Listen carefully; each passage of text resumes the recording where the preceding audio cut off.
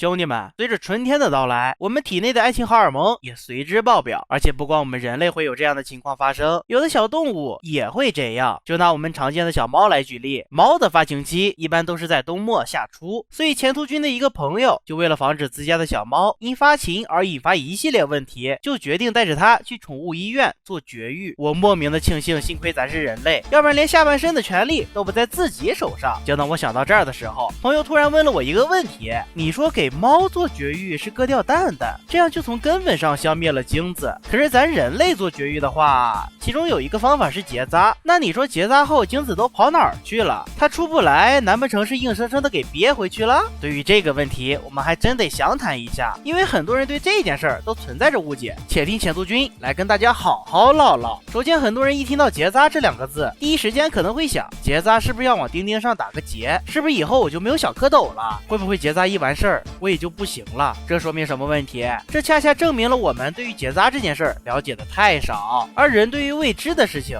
往往都是怀着猜疑和恐惧的。所以这件事儿还要从咱们男性的生殖系统说起。众所周知，绝大部分男性都有两个睾丸，也就是我们民间俗称的蛋，而蛋又是孕育生命的地方。在我们的身体中，每天都有着数以亿计的小蝌蚪在蛋蛋中诞生，把我们的基因传递给下一代，就是这些小蝌蚪的使命。只不过刚从这里孕育出的小蝌蚪还不太成熟，也就是传说中的幼年期，他们需要经过一系列专业的训练，才能有资格传递基因这一光荣的使命。而训练的场所就在我们蛋蛋旁边的附睾中，这里有弯弯曲曲的管道。幼年期的小蝌蚪需要进行一次漫长的长跑，坚持下来的都会从这次训练中获得运动能力和受精能力，从而从小蝌蚪进化为小狼蚪。要是没坚持下来的，就会被直接淘汰。最后留下这一批精英后，要做的就是等待那一声枪响，一旦听到号令，就要开始向外界出发。当然，这个路程也还是很长，沿途还要经过精囊、前列腺、尿道球腺等等，而且每到一个站点都会有腺体进行分泌，慢慢的就会有大量水菌加入前往外界的队伍。但是这些水菌不会对小蝌蚪造成什么伤害，而是把它们裹挟在其中，一起离开主人的身体。但出来归出来，要想去到真正该去的地方，还充满不确定性，因为它们绝大多数都不能完成自己的使命，而是以五花八门的死法草草的结束这一生，比如纸巾上、墙上，或者一层塑料薄膜上。但比起这些去世的兄弟们，结扎之后才诞生的小蝌蚪就显得更惨。试想一下，当有一天新生的小蝌蚪兴冲冲地跑出附睾，准备完成光荣的使命时，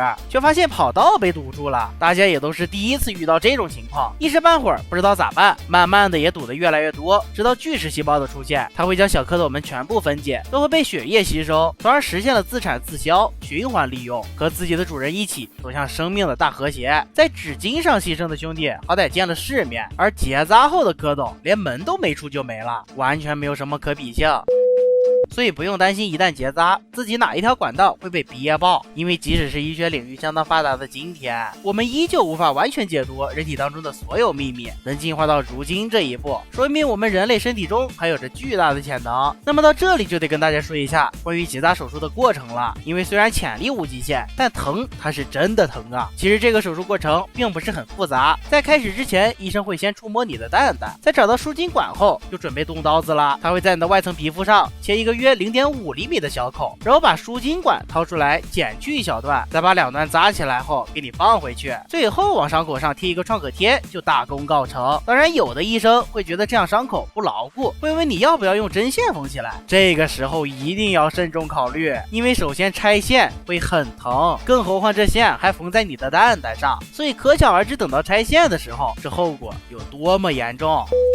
虽然结扎后小蝌蚪的路会被堵住，但是有一点还是要注意，那就是不要担心你的腔里没有子弹，因为在精液的成分中，精子和睾丸以及附睾的分泌物总共只占5%到10%，剩下的都是其他腺体的分泌物，所以这些精液其他的成分还是可以在最后通过输精管发射出去的。只不过你是从原来的7.62口径的子弹变成了现在的5.56口径的子弹，不能说完全消失，只能说少了点什么，也不用太过担心了。另外有一些人可能会会想自己的枪杆子会不会因为这一个手术软掉。其实这也不用多想，因为维持雄风的关键不在于小蝌蚪，而是蛋蛋分泌的雄激素。结扎手术只是把其中一条输精管剪断了，这并不影响你蛋蛋的发挥，该分泌激素还是要分泌的，所以不用担心自己会因此一蹶不振。而且这种手术对于那些没有生育要求还怕麻烦的夫妻来说，完全就是一种一劳永逸又安全可靠的避孕手段。而且相对而言，输精管的结扎要比输卵管的结扎更安全也更简单。但该说不说，再小的手术也是手术啊，不能因为手术小而变得不重视。